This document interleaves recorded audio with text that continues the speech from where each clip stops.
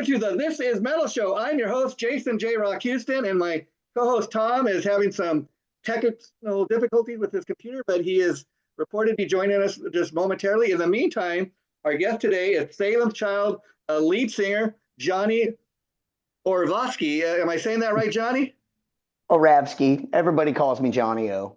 Don't want to butcher a name, but that's cool. Okay. Oh, Now you were sharing with me before we went on the air just now, Johnny, that you're not Salem's Child's original singer. So let's talk a little bit about that because I was curious. Were you aware of the band before you were joining the band, or did you become aware of them later? I became aware of it right when I came back home I came home to Indiana from Texas. Well, I don't guess Indiana is my home. California is where I am originally from. But yeah, I mean, my mom, dad, sister, Hey, Johnny, family don't worry. lives. Indiana, I don't know if you're aware, is also hometown to the legendary David Lee Roth. Oh, really? I did not know that. That's where he's Wow. originally from, and then he came out here to LA. Yeah. Wow, yeah, wow, I did not know that. Yeah. That trips me out. Yeah. Well, but anyway, I came home from Texas, and I wasn't even in state for 3 or 4 days, maybe. And I get all these tags on Facebook, and at the time, I really wasn't sure how to navigate Facebook that well or what being tagged was all Yeah. about. Yeah. Yeah. And it said that the band Salem's Child is searching for a new lead singer, and like three people, maybe 3 or 4 people, tagged me. Wow. And one of the people that I knew real well, Roy. I messaged him. I was like, dude, what is this all about? He said, yeah, dude, it's a killer band, and Scott Early's in the band. And I thought about it for a minute, and I thought, wow, if Scott Early's in the band, the drummer, Mhm. then it's not a bullshit band. Yeah. You Yeah. know, this is something serious, and I wasn't even sure if I was going to stay in playing music for, on the grind or Yeah. whatever. Yeah. And I, so I had a long talk with myself within about 30 seconds, and I shot my phone number and said, yeah, sure, tell him to give me a call. And 30 seconds later, Rob Salem from Salem's Child is calling my phone and saying, we heard you were coming back to Indiana, but we didn't know you were in state yet. If we'd have known that, we wouldn't even release, tryouts or whatever. Uh, And I was like, wow, cool. So when do you want to get together? I was like, well, I got a couple of things I need to get accomplished because I just moved back home and I need to, get established. yeah. But yeah, maybe one night went by and then I went over to his house and he showed me some original music. I mean, just the music. Sure. Sure. And as I was listening to this stuff on his computer, I started improving some melody on top of it, just to, as I was kind of singing what I felt.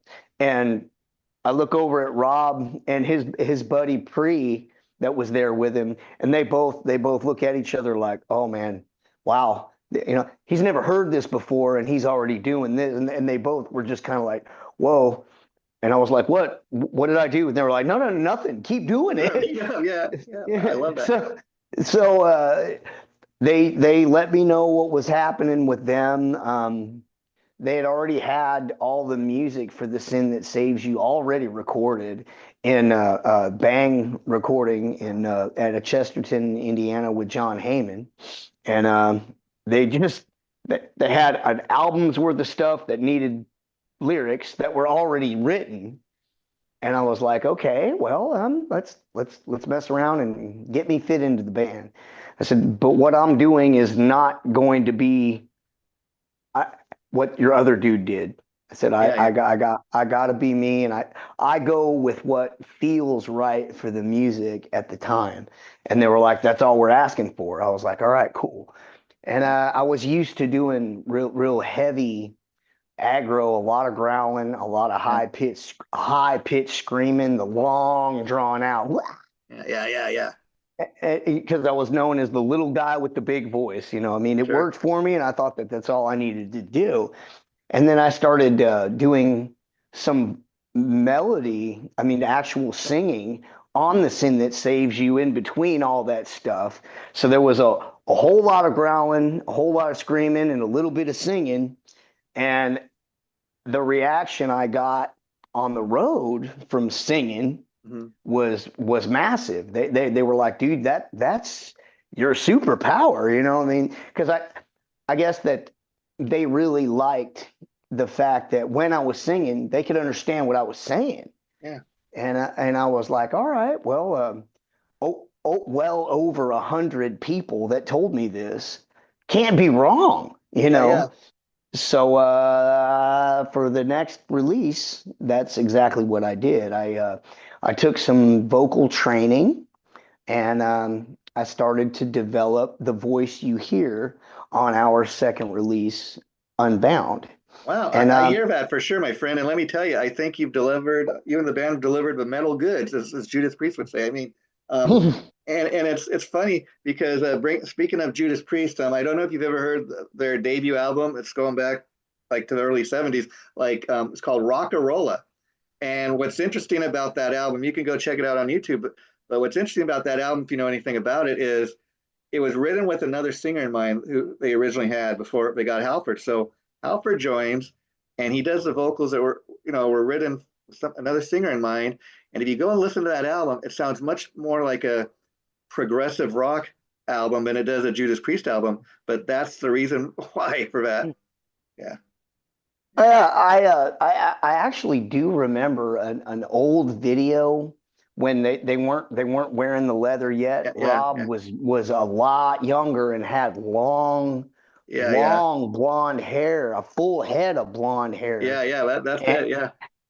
and his vocal style was very different from what we know to be the Yeah. Priest right It take like now. two. It take like two more albums till they really got that classic Priest sound. Mm-hmm.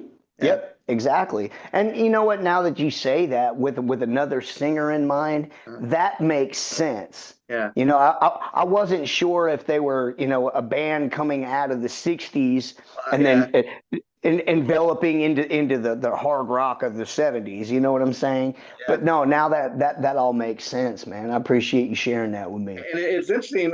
You kind of got that same kind of story, and I love the fact that when you went to audition for the band, they'd written the first album with the other singer in mind, and you didn't have that pressure. You think most bands that are already established, they'd be like, okay, do your thing, but you got to kind of stay true to the band's sound. I love the fact that you were allowed to kind of just go in there and develop your sound and do what you do, because I think that's, even though you're not the original singer, the fact that you've been on the last two albums, I think the band's really kind of come into its own and really developed the band sound. Well, thank you.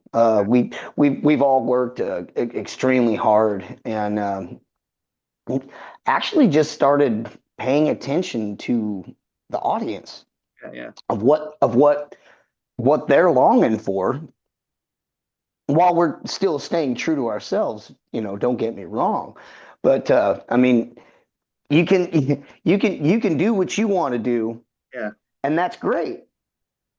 If it makes you happy, that's very important. But if you're doing it in front of other people and it does not make them yeah, happy, yeah, then really there's a compromise that's got to get made. You know for what I mean? sure. Now, John, I see behind you got some beautiful guitars there. I was curious, in Salem's Child, do you also play guitar or? No, not for the band. Okay. No, not for this band. And let me, I so play you do I play play guitar, I guitar assume, from right? Yeah. yes, I play guitar. I play with the drums.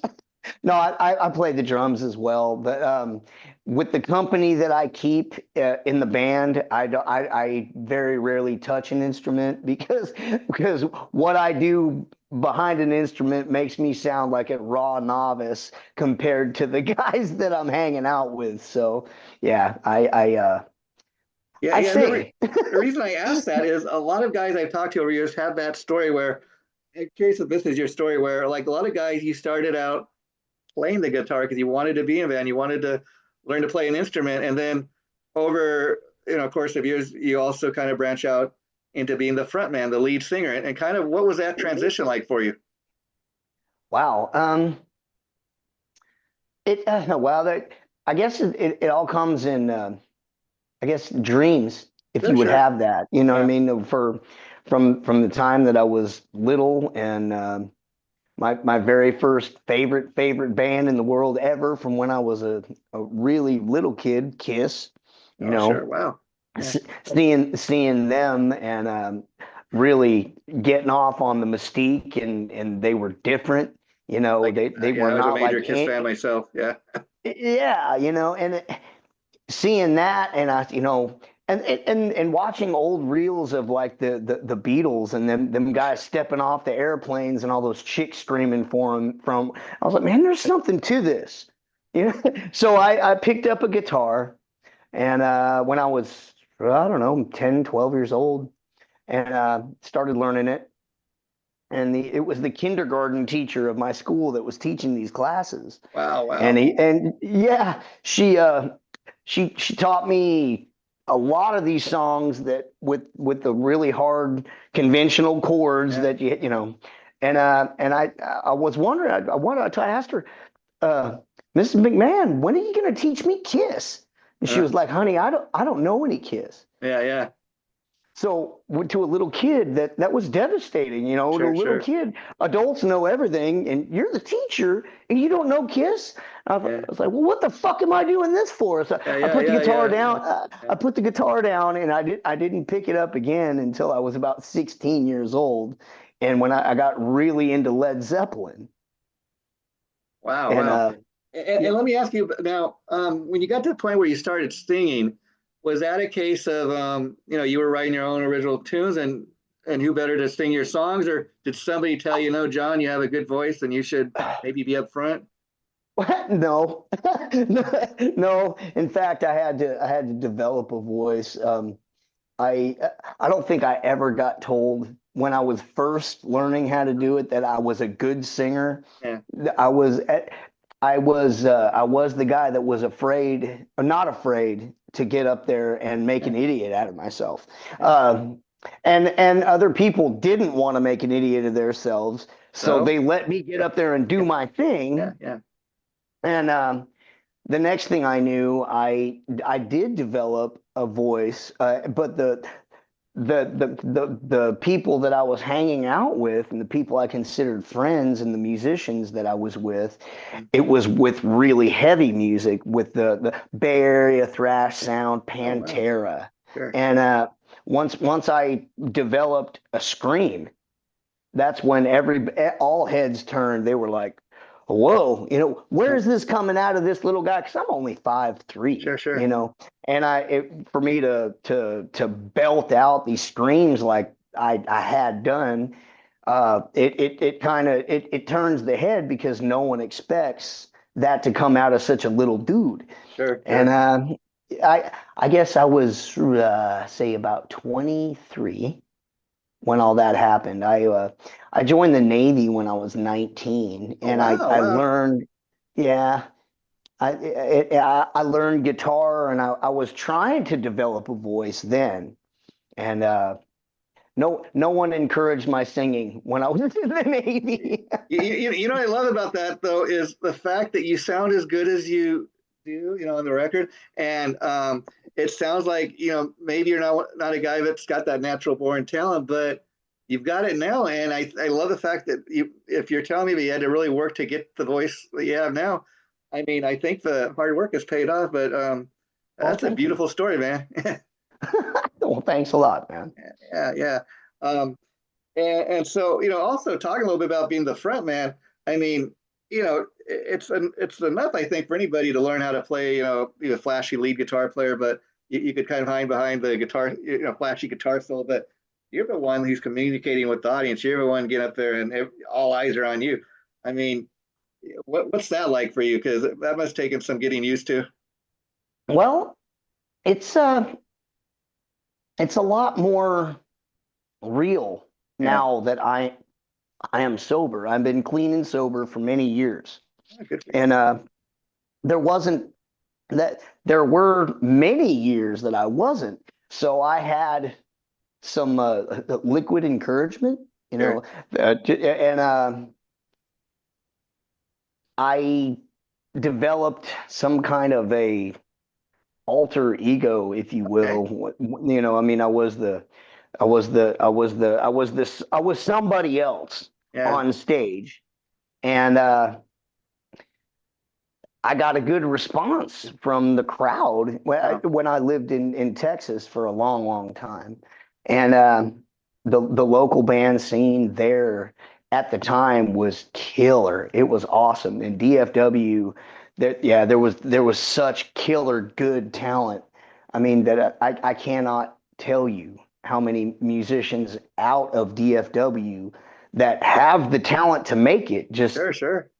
you know and I started there, and I got encouraged, and I went through some life lessons, Sure. and Sure. I put some demons to bed. Hey, good for And you. when I got sober, that was a it was a weird pivotal moment in my life, Sure. because I mean, I was like, how am I going to interact, and how am I going to go on stage, you And it know must be equally hard when you see other guys in the backstage area drinking and and all that. I mean, must take a lot of willpower, but good for you. No, not so much. Not as I Jason, when I made the decision that I'm done, Yeah. I meant that shit. And Well, good for you. for all the right reasons. Sure. And all I know flat ass out is that it can never end up badly if I don't open up that next beer. Yeah. Yeah. And that if that never happens, I can never have to apologize to anyone. Sure. Sure. I can never go to jail again. Do you think you just reached your limit, or was it more a case of you got to a point where you just got sick of getting sick and tired, or was it starting to affect your life really and your career? Exactly. Well, I mean, it just kept turning out the same, and Uh, it was never it was never any good. I yeah. mean, Yeah. it always reached a point where I would hit a brick wall, Uh, and after a while, I just got tired of hitting that brick wall. wow. Wow. And to all the people that can party and keep it Yeah. keep it copacetic, hey man, more power to you. I am not that lucky, Yeah. Yeah. I don't have that coast. I mean, it's either bull roar or stop, and Yeah. I've reached the point where I'm wanting to enjoy life, Yeah. and I want to drink in everything that life has to offer on life's terms, Oh, very good. without choosing to run away in anything, Yeah. Yeah. or Yeah. have to feel the need to get fucked up to deal with anything for Sure. any Sure. reason. Sure. I like to see these things with a sober mind, and drink it all in, the good and the bad, because you can find appreciation in absolutely everything, even the bad shit. Yeah. Yeah. Oh, sure. I mean, I'm one of those people who believes everything happens for a reason, and you're talking about when you go on stage a little bit ago, you have kind of an alter ego. And I've heard Alice Cooper say the same type of thing. He says, when I'm on stage, Alice, I'm Alice. Alice is a character. Um, Yeah. when Well, I'm off stage, I'm Vince. I'm my real identity. And yeah, it's not so much of an alter ego. yeah, It's uh this is who I am sure. here, and it's the same guy that's at the merch booth. I guess The I same guess ex what you're saying is you get yourself kind of pumped up to get up on stage, and Yeah. Oh, yeah, it's a total adrenaline rush, and yeah, I mean, if you've ever seen any live clips sure. of Salem's Child, you'll know that I don't quit moving. No, no, yeah, yeah, yeah. So yeah, I'm more than pumped up, and headbang a lot. I I'm with mean, you there my because if I want hair. to listen to the album, I'll go home and listen to your CD. But if I go see a band play live, I want to be entertained. I want it to be a little different. That's why, like back in the day, Deep Purple was the ultimate jam band. I mean, you go see them play live, and they be jamming out on for 30 minutes to one song. Nice. Yeah, yeah. Now let's talk a little bit about the new album, Unbound. It's been out for a while. People have been responding to that. Great. And like I was telling you before we went on air, I just love that album top to bottom, And the thing that really impressed me about your band, Salem's Child, is typically when you listen to a band for the first time, you're like, who do these guys remind me of? And what, as I told you, honestly, you guys got your own unique sound. I can't sit here and say, oh, they sound like they're trying to be the next Metallica. And that's something that's really hard to do. Is that something you guys set out to do? Is that just kind of the way the music came out? It is the kind of the way that the music came out. You can hear influences Yeah. by everyone, and everybody in the band has such different musical interests. Sure. And James, my bass player, he's very driven by progressive metal and Tool. He's a Tool freak, and you can hear that in his bass playing. Yeah. Rob loves Machine Head. He loves Testament. Rob loves many things, but you can hear that in his guitar playing. So he brings that kind of hardcore, guitar sound to the band. But he also loves Godsmack. So you can hear the marriage of the two. Sure. You know what I mean? Yeah. And then you got Scott, who's a monster on everything. If I had to say what I thought his favorite influence would be, I believe his favorite influence would be probably the Bay Area sound. But I've actually heard Scott with his drum progressions, and when he and I would hang out and stay the night, I'd stay the night over at his house, quite a bit, because he lives in Fort Wayne, and that's 2.5 hours from my house. So whenever I'm over at Pierre's watching a show, I'm staying at Scotty's. And then the whole time we're together, he's showing me videos on Chimera and Devil Driver and showing me all of it and Slipknot, and showing me the drum, the real technical drum shit that the drummers are doing. And he's incorporating all those things and telling me musically, like, those are this paradiddle and this rudiment and shit I don't understand, but he does. Sure. And you can hear the influence all the way from all the thrash drumming all the way to the modern metal, really super fast with double bass. And then you got me. My and like I said before, my influences like a Rorschach test. My influences are Ann Wilson from Heart all the way to Phil Anselmo from Pantera. Well, let me tell you about Heart. People make the mistake of just listening to, thinking they're just kind of like soft rock from, because that's kind of what they did in the 80s. You go back to the classic stuff, Crazy on You, Barracuda, it doesn't get more metal than that, Oh yeah. Oh, I know. Totally. And I consider the band Heart pioneers in many ways, guitar wise, and especially vocals, man. I mean, Ann Wilson to me is still a beautiful queen. Rock queen, whatever you want to call it. And one thing I really like you kind of stressed, I love the fact that everybody in the band, it seems like the band has got a great chemistry. Everybody it's a band where everybody shines. I love the fact that you made the point today that the drummer was a big reason why you left. Oftentimes the drummer doesn't get thought of much, or it's kind of a guy in the back of the stage. But it seems like there's great chemistry in this band. Everybody's great at what they do. I mean, your bass player James, who I interviewed previously, the one who helped set this up for today, he was sharing me his story of that for several years in the band, he was the other guitar player, and then he switched to bass.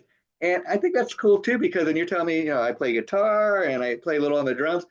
That's cool, because then you're not just, you can do more than one thing, and you understand what the other guys in the band are doing on their instrument as well. And that does that helps with the universal language. Sure. Because we as musicians have our own, it doesn't necessarily have to be broken down into school taught Yeah, theory, but music is a language. sure, sure. And once you become a musician, then you start speaking that language, probably subconsciously, you Sure. know. It's like anything you do in life, the more you do it, the better you get at it. And I've heard that before, and I believe it. Music is a universal language because it doesn't matter if you're the guy creating the music and one of the musicians in the band, or you're somebody getting off on the music. We go out and buy your latest album Unbound, and it rocked our world. I mean, I'm sure you've experienced at one of your shows. The crowd really, you feed off the roar of a crowd, and everybody's in that a club where you guys are performing, and you guys you're talking the same language all night long. Exactly. And Yeah. it really is a beautiful thing. I found that because we are a newer band, Uh, um, the the crowds when we're on tour, they really don't know you. sure. They're there to see whatever the headliner is, Yeah. and they're ready for them. So they're holding you in high judgment. You Yeah. Yeah. know, it's whether they have preconceived notions of you beforehand or not, but they're going to give you a fair shake 9 times out of And 10. that's a true test And if they stay around and watch the opening band and ex- other. Yeah. exactly. And it's a trip to go in different cities every single night and earn every crowd in every city, and actually have so many people come up to you personally later and say, "Oh, dude, that I really like that," You guys rocked because my world. Yeah. Yeah. yeah, it really is a trip. I mean, most of the time when we look out in the crowd, you see a lot of people actually really wide-eyed, and they're really paying attention Every because word. Yeah. well, yeah, well, I mean, they're really paying attention because they've never heard of you, Yeah. Yeah. Yeah. and apparently they're liking what they're seeing. And I guess if they like what they're seeing at the show before they leave the show, they'll go buy the CD at the merch booth and pick up a Yep, T-shirt. John, I yep. hate to cut you off, but it's time. We're gonna get cut off otherwise. I'm sorry Okay, my co-host was able to join us. Definitely, I told you you're welcome back anytime. We'll have you back in the new year. Um, awesome. so you take care and have a nice holiday, my friend. All right, you too. It was a pleasure, and thank you for having me on your show. And this will be going up next week once I have a date. It'll probably be going up I believe next Tuesday. I'll let you know and take care. All right, brother. Thank you very much. Thank you, We'll see Johnny. you Bye next bye. time.